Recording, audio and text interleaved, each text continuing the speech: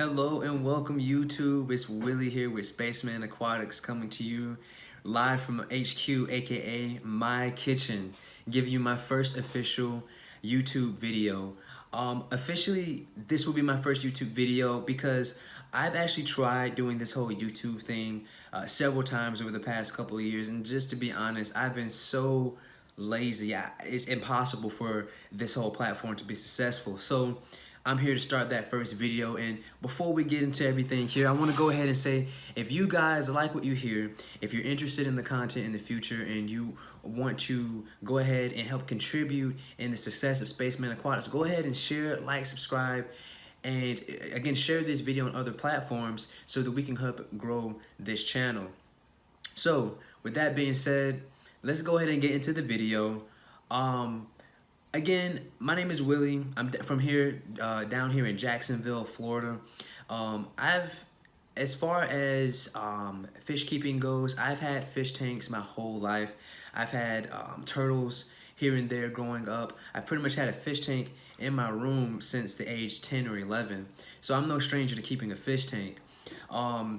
As far as this whole YouTube thing, I really just want to educate and be educated by the YouTube community, by the fish keeping community. I've been like a shadow figure in the community for quite a while now. I have an Instagram that I dedicate mainly to Spaceman Aquatics. I do have, I'm somewhat in the community on that platform, but the YouTube platform is something different. YouTube really helped me be successful in what I do. It gave me a lot of knowledge. It really introduced me to a lot of different ways of thinking as far as the science behind the hobby, and really just letting the ecosystem take off and letting it do its thing. I learned a lot of these helpful tips and tricks from YouTube, and honestly, I want to be that same influence on other beginners, the same way I have been influenced by a lot of YouTube figureheads in the community as well. So with that being said, I just want to go ahead and take you guys over into the living room, introduce you to my fish tanks, and then we'll bring it back over here to wrap up the video and explain a little bit more about what we're going to be doing here with the channel. So we'll meet you back here. All right, Space Cadets, so we've made our way over to the living room where we have our tanks. First up on the list is the 55-gallon, and I'll briefly go over what we have in each tank as far as fish, plants, substrate, and what I use for filtration. So on the 55-gallon, I'll go ahead and go over the fish first. They seem to be very active. They must be ready for breakfast. But we have some convict cichlids in there, 3 of them, 1 pink male and 2 black females. They've actually bred several times already. And their breeding behavior and the way these convict cichlids act, they're really getting me into cichlids.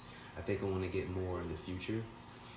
But besides that, our other fish that we have here is the beautiful blue gourami right there in the middle. I have 1 sole Platty in the middle as well. There used to be 5 Platties in here, but I gave those other 4 to my mom, and we'll see her tank in a little bit. That is on the list of tanks to showcase. We also have 2 Buenos Aires Tetras in this tank. I love these guys. I love the way they dart all around. And a 55-gallon is a perfect size tank for these type of fish.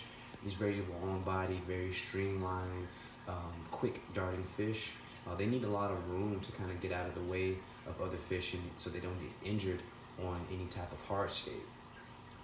Very, very beautiful fish. I definitely recommend it if you have a large community tank and you can get a school in here, in your tank. Very beautiful fish. As far as bottom feeders go, I do have a couple of Cory cats. I think there's 3 or 4 green Corys, and I know I definitely have 1 albino Cory in there. We also have a Raphael catfish. It's a black spotted Raphael catfish. That fish, I really love that fish. I don't get to see him very often. He's always hiding in that little cave structure in the middle of the tank with all the nubis on it. And he actually keeps a lot of the population down in the tank as well. He usually eats up all the fry from the convict cichlids, so I don't normally have to worry about that. As far as plants that we have going on in this tank, as I mentioned earlier, there is the Anubis nana in the middle of the tank, right below the dueling cichlids. There's also different species of cryptocoryne in my tank. I'm not totally sure of what the individual species are, but there are different cryptocoryne plants species growing all around the tank. There's also a bit of Java fern right there to the left on that driftwood. Java fern, I don't have a good luck with Java fern. I usually don't have very good luck with Java fern, but it's doing pretty well in this tank, and it's probably because I have those floating plants right above it, so it's not really getting as much light. And I know that Java fern doesn't really like a super intense light, so maybe that's why. Over to the right here, I have that huge Amazon sword, very, very beautiful Amazon sword. This plant has actually been in my tanks for years now, upwards to about 5 or 6 years to be exact. I put offsprings of this Amazon sword in other tanks over the years. There's some offsprings over to the right, and in my 20-gallon, in just a few minutes, you will see another large offspring of that Amazon sword. So I really love that plant. It's been a member of the family, so to speak, for quite a while now. Now, in the back, in this center, you probably can't see it as much, but there is another species of Anubis. I'm not quite sure which one that is, but it's right there. There's more Anubis in there. And we also have, in certain areas, there's some hyperphylla, or temple plant. I know that a lot of pet stores like to call it temple plant. There's some in there. My fish tend to like to eat it, so it doesn't grow very well. But I do keep it in there. It's always good to have a diverse food source for your fish. That's it for the plants and the animals. Now, as I talked about substrate for this tank, I'm gonna move over to the 20-gallon. The substrate that is in the 55-gallon tank is a mixture of black fluorite, organic potting soil, a mixture that I created myself, and some sand. The sand has definitely helped with those breeding cichlids. But now that we're over to the 20-gallon, let's talk about this one. So in this 20-gallon tank, I have that big black angelfish right up there to the left. I like to call him Hades. He is the king of this tank. There's that Amazon sword that I was telling you guys about. Again, that's an offspring of the one from the 55-gallon. Here's also some more Anubis right here in the center. Now this Anubis is the original Anubis. The Anubis that's in my 55-gallon actually broke off from this rhizome about 2 years ago. And I've actually broken off other parts of the rhizome and put them in other tanks, friends tanks, family tanks, some of my other tanks in the past. Besides the angelfish in this tank, there are actually 3 of the blushing heart tetras. I love these blushing heart tetras. They have a whole lot of personality. They're so cool. I like to call these guys the 3 fates, and there's Hades. I don't know if you guys remember the Disney animated movie with the three fates, the 3 old ladies that were sharing the eyeballs. That's where I got the inspiration for the names here. As far as other plants go, we have some of this and Anacris. I have some more cryptocoryne scrambled up here. There's some Lowikia over into this section there. At least I believe it's Lowikia. I may be wrong. Please correct me in the comments if I'm wrong, and I will correct that on the next video. In the back there, we do have some sublata sag, just kind of in the back there. Now the taller plants in this tank don't get as tall as they possibly could because of all of the floating plants that I have at the top here. As you can see, there's literally floating plants everywhere. But I like this look in this tank. It gives it a nice green tint. The roots from these plants kind of almost look like stalactites. So I really like that vibe. All right. There is a fish I'm missing here. Oh, here we go. This is my rubber lip pleco. We have the rubber lip pleco. He's been in here for several years as well. A long-standing member of the Man Aquatics family. And hopefully I can have them for years to come. The substrate that I use for this tank and also my beta tank is a mixture of, I believe it's Cory. Let me double check. I do have an extra bag here.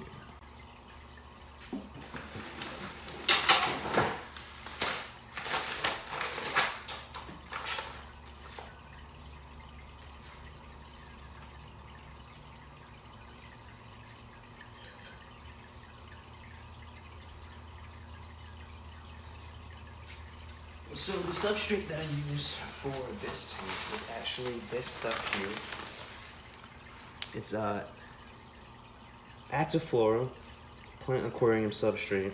So I use this aquarium substrate in both my 20 gallon, which you're looking at now, and my 5.5 beta tank, which you'll see in just a moment. And the reason I brought that up is because those two tanks also happen to have the same exact water parameters as far as pH goes, definitely. So I think it's the Active Flora that's dictating why the pH is so different from my 55 gallon in my quarantine bucket. So now that I'm rambling, let's go ahead over to the 5.5 that I mentioned. So here's my beta.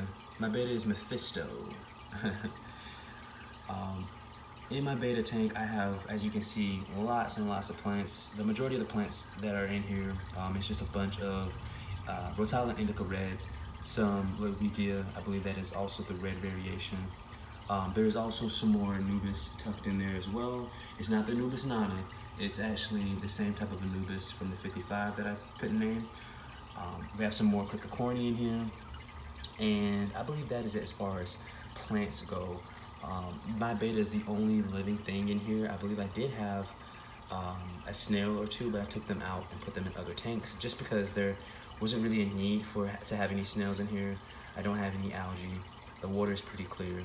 In fact, I do need to do a water change on this tank, which we'll be doing tomorrow, and I'll get a bit of footage of that as well.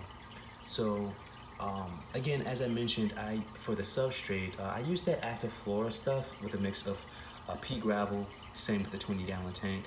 And like I said, at first I was a little alarmed because I did a water testing yesterday and I realized that my pH is just so much different in my 5.5 beta tank and my 20 gallon than what the pH is in my 55, which is neutral.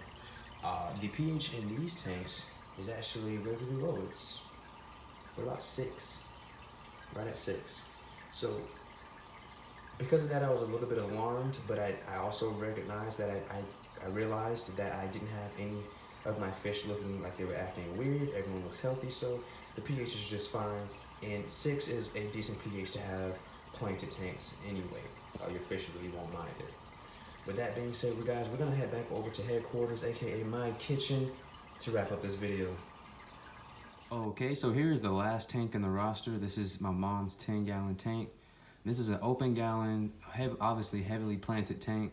A lot of the plants that are in here, pretty much all of them were taken out of my old tanks, the ones that I showcased earlier. We have a lot of that sublata. We have a lot of that sublata here in this corner and in the back. There is some of that Lowigia. And it's so interesting to see how different this Lowigia grows within 3 different tanks. I mean, if I didn't know any better, I would say there was 3 different species of plants. We also have more of that Anubias in the back. Again, that unnamed Anubias that I don't know about. And here are all the beautiful fish that are in this tank. It's pretty much just Platties and Guppies. It's pretty much just Platties and Guppies.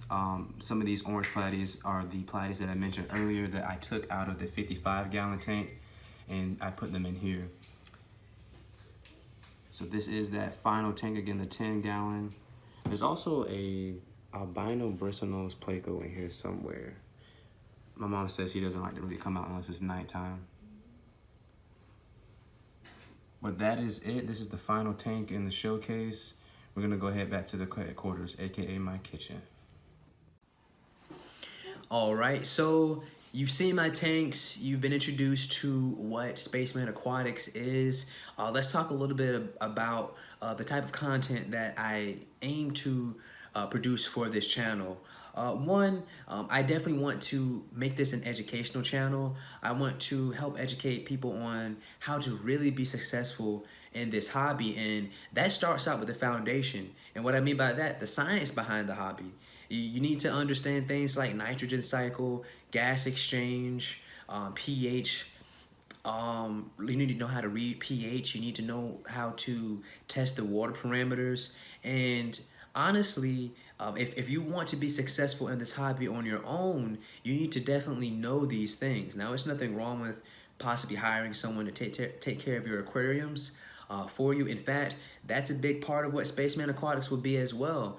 I'm actually in the middle of trying to get my certification to be a aquarium maintenance technician, and I want to extend my services out again with Spaceman Aquatics on that front as well. So again, we have a lot of things that I plan on doing with this channel in the future. So again, if you like what you heard in this video, you like and you're excited for the things that I have in the future for Spaceman Aquatics, as a brand, as a YouTube channel, as a platform, go ahead and subscribe, man.